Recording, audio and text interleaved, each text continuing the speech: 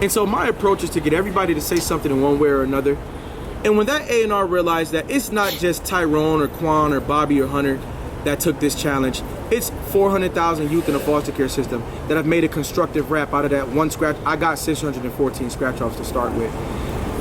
And he gives that kid 1 hour in his studio at Atlantic Records, the real Atlantic Records, because he wants to help this disadvantaged child.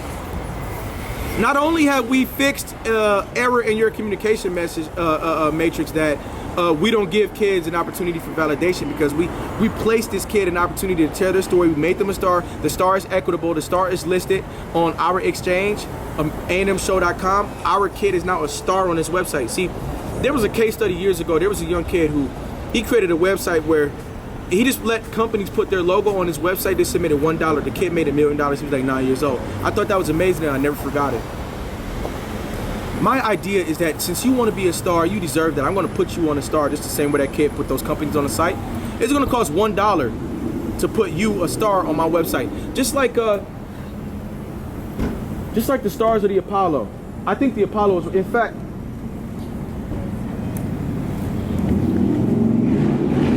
the same way stars around the world. Hey, let that mic rip. That's the streets way of letting you know you're doing the right thing. The same way people world renowned, I know my 4 minutes are getting short, but you want to be America's Next Motivator the same way they want to be on Showtime at the Apollo. And we did that for you, okay? You're going to have equity for that star. It's not a free star.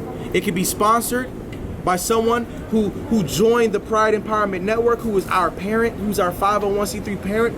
For all those folks who want to sponsor that dollar for the youth, it's a $1 paywall for that star.